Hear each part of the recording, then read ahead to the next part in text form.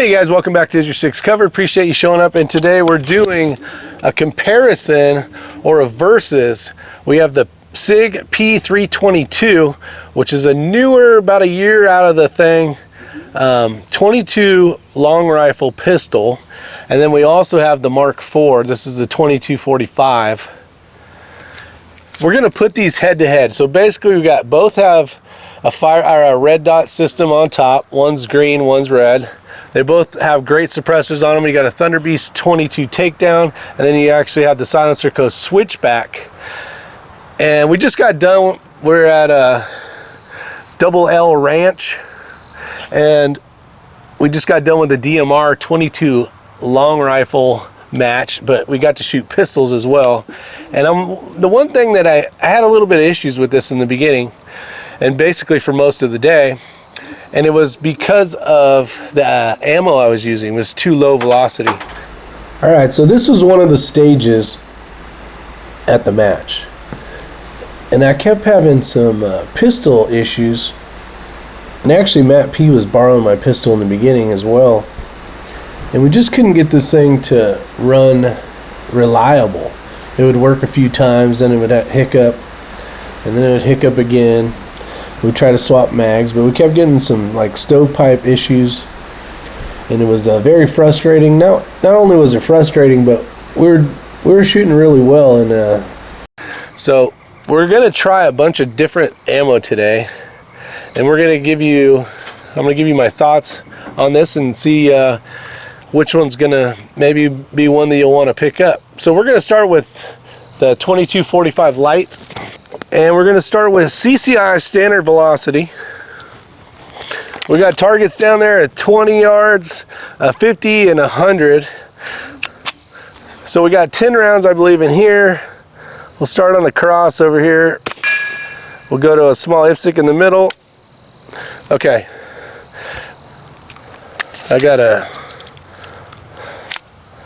I didn't feed. This thing, just so you know, had 2.5 bricks through it today, so I got to give it a little credit because it is super dirty. All right, moving over to the Star, same thing again.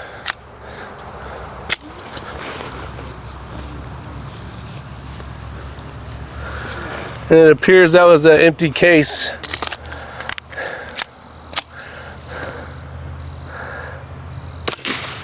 That was a miss. This thing might need some oil now. 2.5 bricks. 2.5 bricks have gone through this thing already. This thing worked all day today. Let's try it again. You got any oil?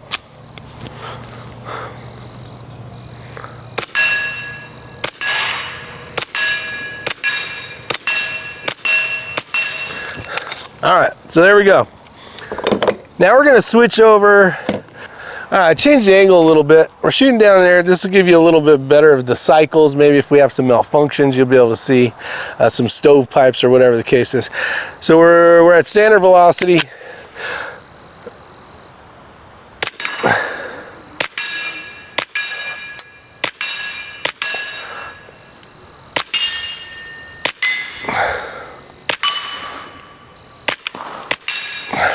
All right, worked flawlessly. All right, so now we're back to the 2245 Lite, and we are shooting Bullseye Ely. This is their Pistol X. See how it does? Shoot the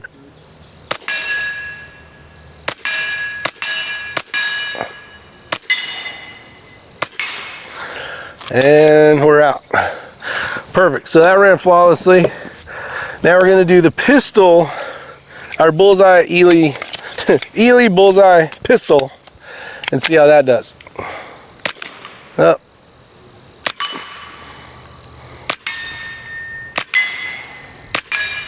See if we can hit 100 out there. Looks like I nicked it. All right, now we're gonna go to, so far everything's working great. All right, now we're gonna shoot mini mag. So we're talking about a little higher velocity. This is the hollow point, and we'll start over here on the Star.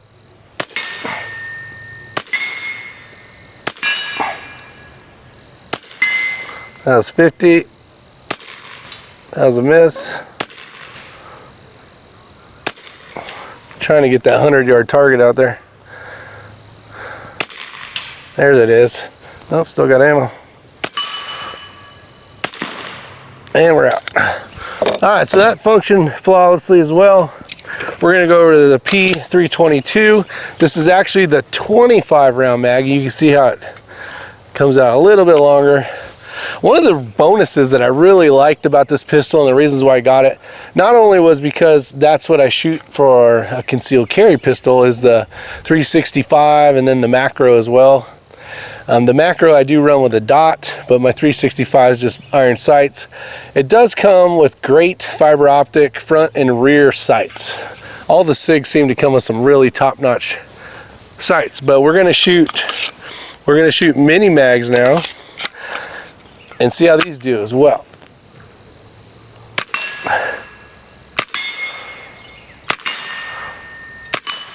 All right, we're going to 50.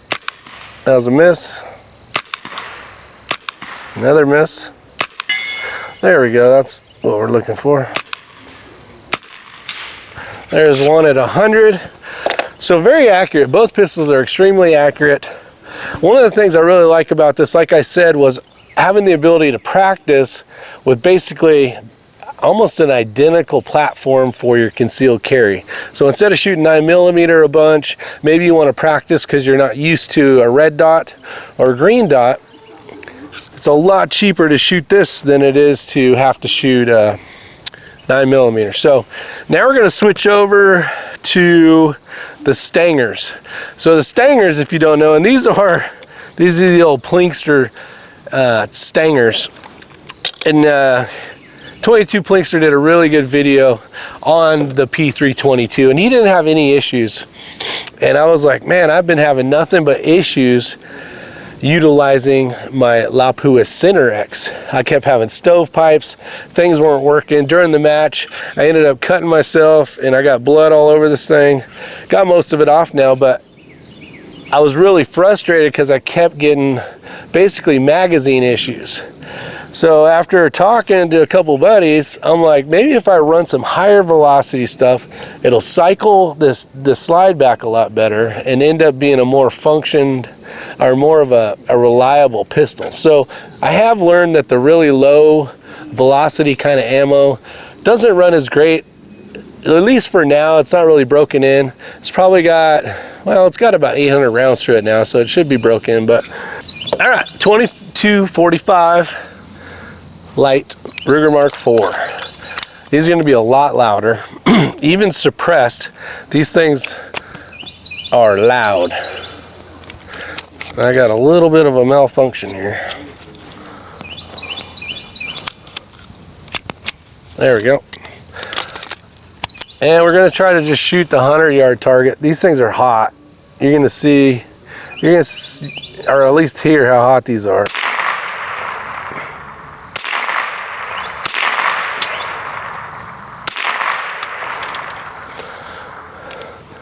Feels like a dead trigger. You can see right here that's just a little bit out of battery. We dropped the mag, there's still rounds. Let's see if it fed. It did feed. Let's see what we got going on here. All right, there was no primer. It didn't get hit, so it was a maybe just because the pistol's so dirty, had some functioning problems trying to get in there. We'll cycle. Yeah, it's getting definitely dirty. Let's see if that worked.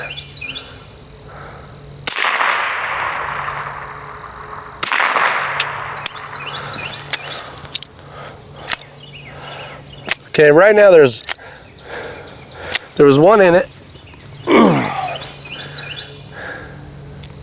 And it didn't look like the firing pin hit it, so there was an issue of loading it in. Let's go ahead and just send this one down range. There's a couple more in here. So we are having some issues with this one, but remember, a lot of this is not on this pistol. It is just dirty. Let me just get rid of these.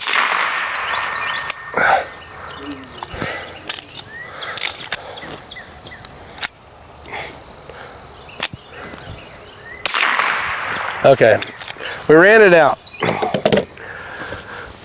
It needs some oil, it needs to be cleaned, especially shooting suppressed. If you're not familiar with shooting suppressed, all that stuff stays in here, kind of pushes the pressure, pushes it back in here and makes it even worse.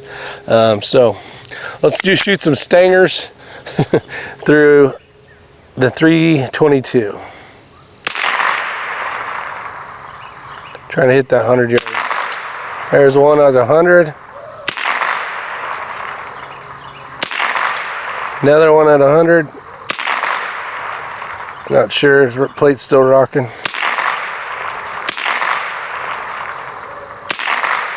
They are just loud.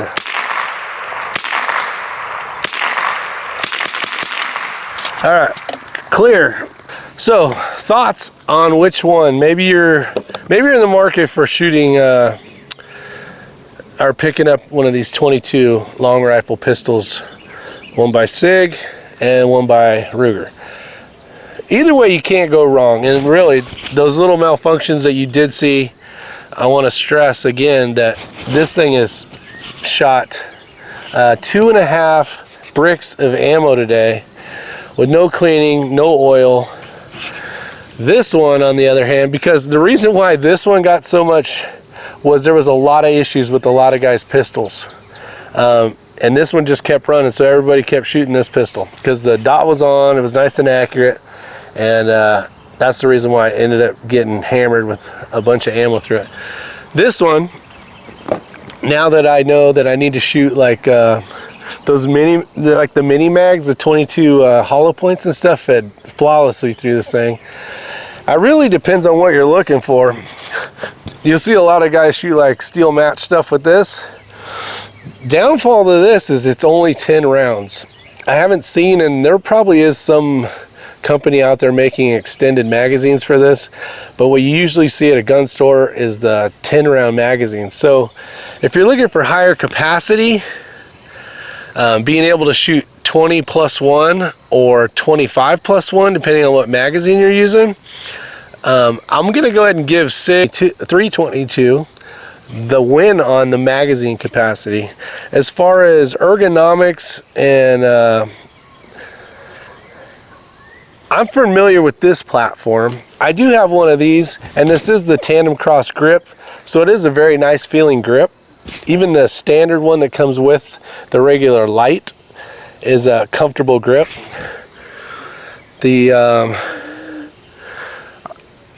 will say that for features availability, you have more options with this. Ambidextrous, safety here on both sides, slide release on both sides as well, and then for your mag release you can actually flip that over. So I would give that a win over the Ruger because you just have a little more options depending on, especially if you're left-handed or whatever.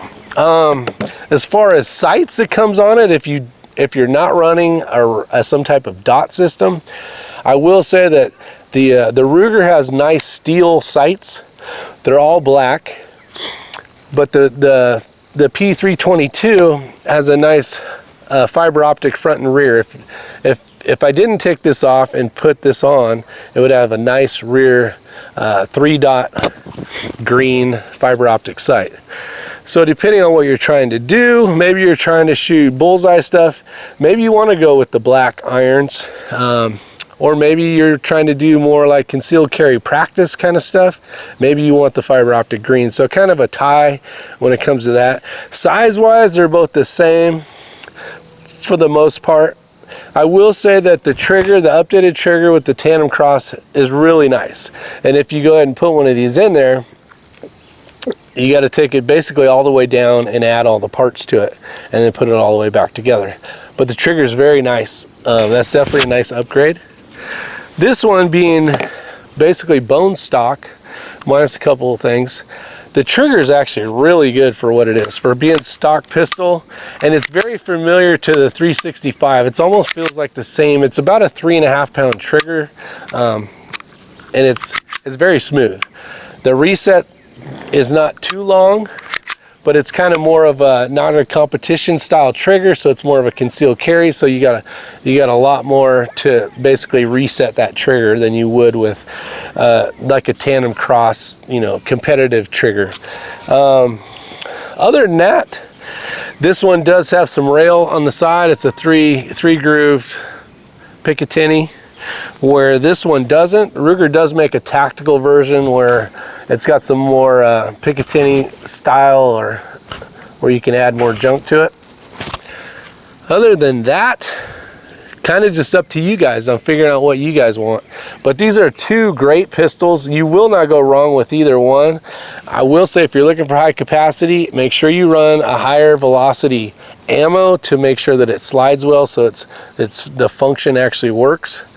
And either way, you got two great pistols right here. Along with these, the Browning Buckmark is another great pistol. But you guys have a wonderful day. See you on the next video. Take care. And if you're not subscribed, go ahead and hit the subscribe button. See you guys.